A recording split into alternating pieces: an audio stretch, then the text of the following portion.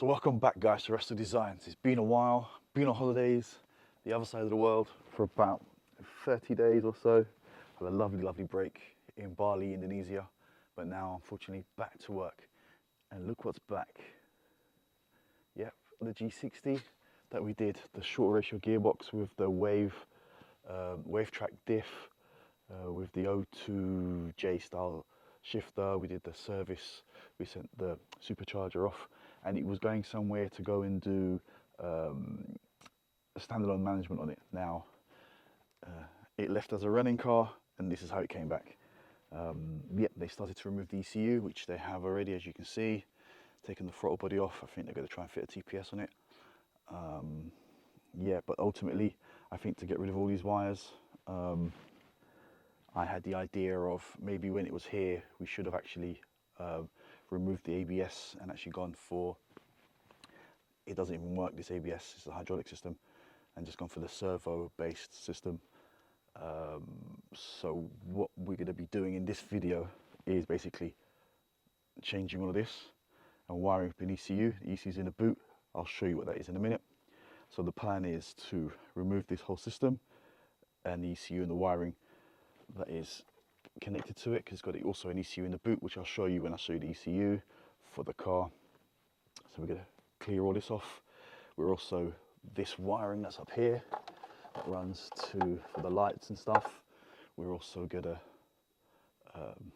pull that through, extend it so it comes through the other way so it doesn't go over the firewall. It'll go around the back on the inside and then come through the grommets. On the UK cars, there's 2 grommets there, and just come run down along the chassis leg. So that's going to be a lot tidier there. In the boot, I take it these are the old ECU and loom and the throttle body.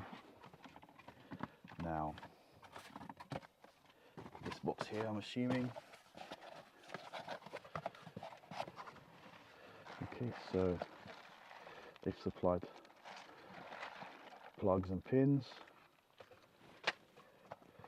labelled up all the wiring, loom in Portuguese. That's going to be fun for me. And there you go. It's an EMU Classic engine management system. And while we're in the boot, this is the ECU that runs for the ABS. So we're going to remove all of this. So see the wiring actually runs along this side of the car. So that's a whole lot of wiring. And so because of that, I'm thinking first things first, we're actually going to strip this dashboard down. Yep, that's what we're going to do. We're going to remove this whole dashboard, and then we can actually remove all the wiring that needs to be removed, and then actually add the extra wiring in.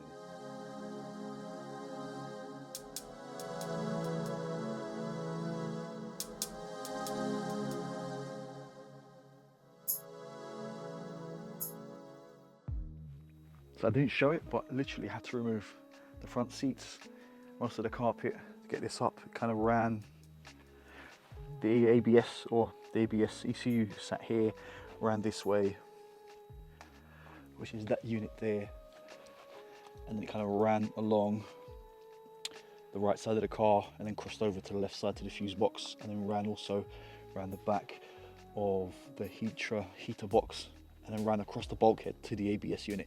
So it literally goes all the way around. That makes sense. It kind of ran there, split, went under the seats. Wires went that way to the fuse box, then wires went that way up through the bulkhead, ran through the grommet there, and then actually ran all this way to the actual ABS unit. So we've got all that off now. Now, next thing I'm going to do, I'm going to remove this coil, because we don't need this coil. We're going to stand alone. We're going to use a Mark III style coil on here, and then I've got access to getting this little heat shield off here at the side. Then we're going to loosen off the 3 or the 4 13 bolts that hold this support bracket on, so that we can get round and take off the bolts for the bracket and actually take this big massive unit off. But before that, we've got to actually remove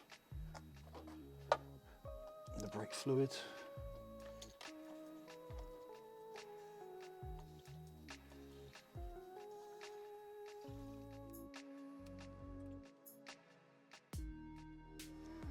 So look at the difference between this monster of an ABS system to what's going to be gunning the car. So obviously we've got a master cylinder's missing, but it's going to be 9-inch servo, bottle with a takeoff for the clutch. Got to use this bracket, which is different between this early ABS type and this later one, which is, you can see it's got the 4 holes, whereas this has only got 3. It's totally different. So you have to replace that and that, size of the bottle and all the rest of this. So yeah, let me show you what the car looks like without this actually in place. That's a lot more space there. So you'll put that servo in, you have to adjust some of these brakes, adapt them to fit the master cylinder. But first things first, let's get the bracket and the servo in, then get the clutch master cylinder all put in, and all that stuff done on the inside.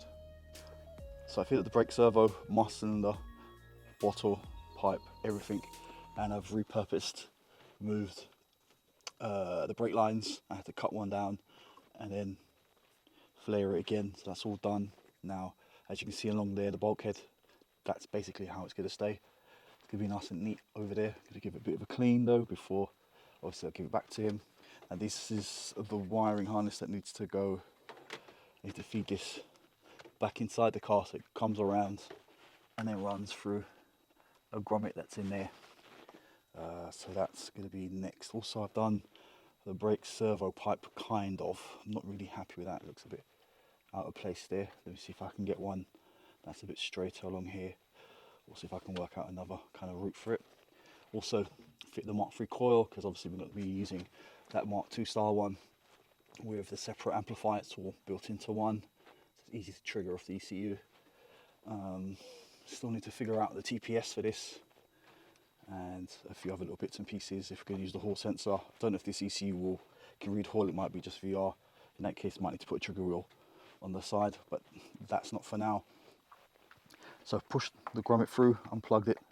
Now the wires we need are these wires here. I think there's 6 of them. 1, 2, 3, 4, 5, 6, correct. Now what I need to do is take them out of the plug and actually, so they run through here, and instead pull them out and put them on this side of the grommet so that then they can run along the inside of the car. Yeah, so we've done the light conversion, done all the ABS, all the brake stuff. Now moving on to the inside, I want to get a dash in. Before I can get the dash in, I can see that there's a lot of wires that just need to be removed. This is for the gauges that they had. I'm going to rewire this totally. I'm going to look, I took off some of the electric window. Look at that, it's just twist and tape on these block connectors. I guess that's going to be more twist and tape on there as well. I'm going to take this block off basically and just deepen this and actually pin that so that actually goes straight into there. There's no need for this block like that. And then I'm going to felt tape some of these wires up, not all of them, so it just looks a bit more presentable, and then actually then get the dash in. So just a quick to show you guys, I mean, soldering isn't very hard, but to get it that messy, you have to be special. Okay, so let me just show you a before and after. So this is before, and here's the after. Doesn't that look a lot tidier, a lot neater? So I'm just going to put some felt tape on this and then move on to doing all the rest of these little bits. So I'm about to put the dash in. Wiring, as you can see, looks a lot tidier. So now it's just a matter of basically put some felt tape on it, tidied all this up around where the electric windows was. This was actually a mess around here. So now ready to put the dash on. So after much tidying, cleaning behind the dash and organising, that's what we're left with, and also screws that were missing, or the wrong kind of screws that were in it. So it's all back to original screws. I've actually got a little tray of screws that just weren't original in some of these places, as you can see. So now, next thing, I'm not going to put the steering wheel on, makes my life easier when I'm going to be doing the ECU wiring. Central console, going to put that in next. I had 2 gauges, boost gauge, which was just basically just illuminated, and vacuum, and then the oil pressure gauge. Now that's what it had, kind of connected to the radio wires and stuff, but we're going to be using straight into the fuse box, a proper ignition 12, and the illumination wiring and stuff. So I've got to Not going to be hard to make a neater job than this on the back of there, with a plug as well. So you can actually remove it when you want to remove the central console. You don't have to cut the wires off. So there you go. Doesn't that look a lot neater? So what I've done is shrunk it down to 2 wires, obviously to share the common earth for the bulbs and for the gauge. Yeah, and they've got these plugs, so they're different. That's the female on one side and the male on the other side, or whichever way. That's the male and that's the female, so you can't get it mixed up. And into the fuse box, using the green plug, plug D, the original auxiliary plug, which is the grey and blue wire for the illumination. Earth is just earth to the block up there. This is key 12, which I kind of used the Mark III connector and actually plugged it into the spare location there as well in the plug D. I think it's D9, I think it is, which is fuse 14. Power run 12. And then the signal wire, which will run, I put a plug in it, and then obviously it kind of connects from here and then go through the bulkhead and actually to the oil pressure sender. Yeah, so that's it now. Literally just unplug this, run the wires through, put the central console back in place. So let's move the plugs out of the way. As you can see, I've got the 2 slider bits in there, and then the little hole in there, which is going to go in basically where the original actually heater on the UK cars. We've actually got the heater fan here, and the shape of it is actually here, so it's actually identical. The shape, this shape is the same as my pollen filter one, which is mounted on the other side. It's basically the same on both sides on these cars. So it literally just slides straight into there, so that you guys can actually see closer up. That's what it looks like. Use one of those little clips in there. It's secure, it's not going to vibrate or shake around. And yeah, it looks pretty OEM. Like I said, and then the plugs literally just will plug straight in, like so.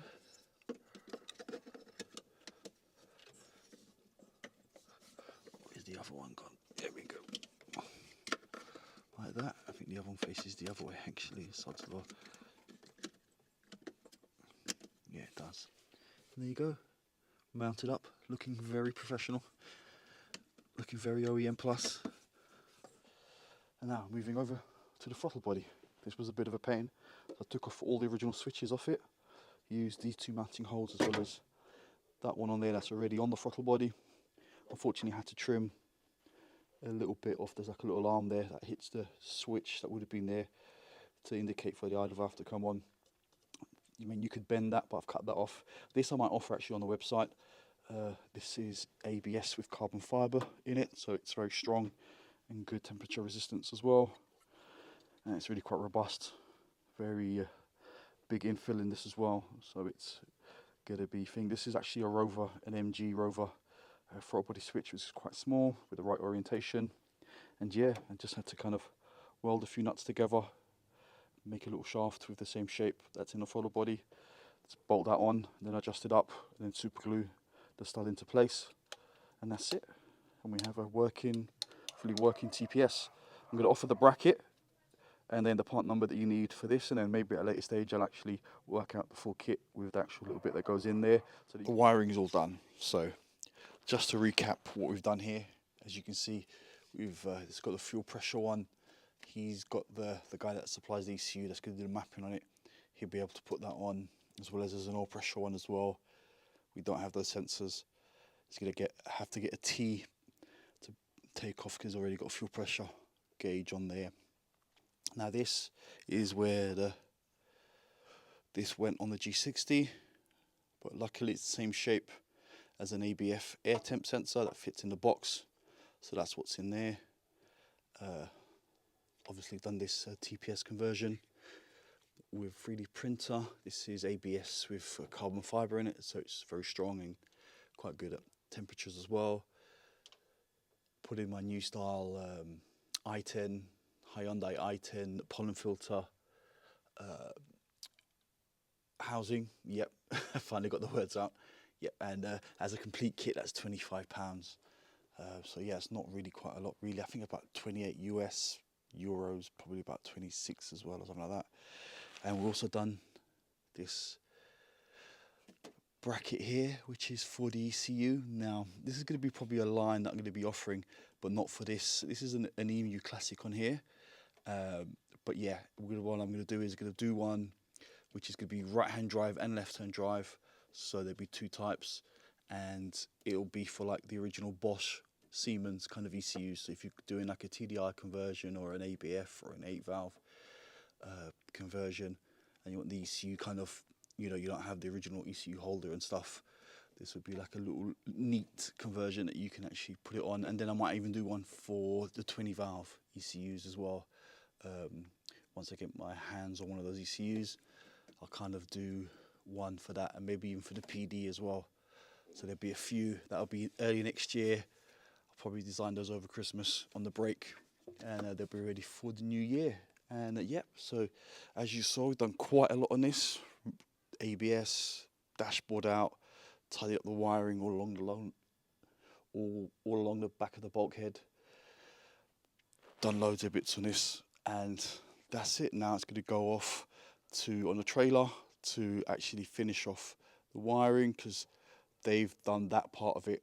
I didn't do that part, so there's a few wires that need to be changed, because I think the guy had the idea of this was going to run a coil pack or wasted spark setup with a trigger wheel, and the customer doesn't really want to do that on an 8-valve.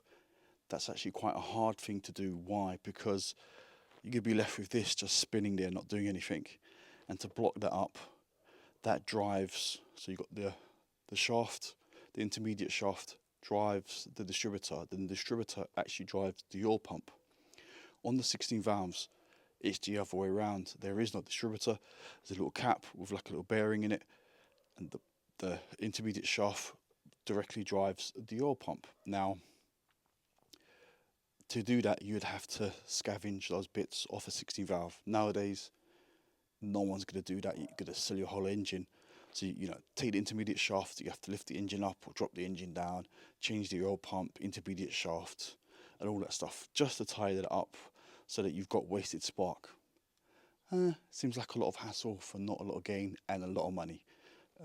So that's why it was wired up the way it was. So that's why there's a few labels still on there, because for the coil there was only positive and then the two signals for the wasted spark. I've added an earth, because obviously that coil just takes an earth, a positive, and then a signal from the ECU. So there's two wires there. They need to choose which ones that they want. They wired it up and they didn't tell me which one was the fuel pump relay. I just used auxiliary 5. I'm sure they can configure that to run, or they have to depin it on that side to change that. And the same here. Obviously they were thinking it was going to be a Hall. A VR sensor, not a Hall. So again, I've had to add an earth and a 12 there, and they just have to pick which of the wires that they want to use to be the signal wire to go to the ECU. So that's why the label's on there. And that is really it. I've waffled on. It's a really clean, well, I say a low mileage G60. You know, it's a nice little conversion. It's actually a 2-litre in this, actually, bottom end. I hadn't realised. So yeah, it's got a cam and headwork and stuff. So yeah, it's going to be quite nice. Obviously, it was dying for standalone ECU. With the original ECU, you're going to struggle. I mean, even that, I would have probably removed that and put a standard kind of fuel rail on it. But it is what it is. It's on there. I'm sure they're going to set the fuel pressure up to what it should be. And I think that's it. Yep, all done, guys. Thanks for watching. This will probably drop a week before Christmas or a few weeks before Christmas. I don't know if I'm going to have a Christmas video this year. Let's see if I can get around to finishing off that Mark 1 8-valve 1.5 to 8-valve conversion. Hopefully I'll get that and release that on Christmas Day. But anyway, guys, check out the website, wrestledesigns.com. Thanks for watching. Please subscribe. Peace out.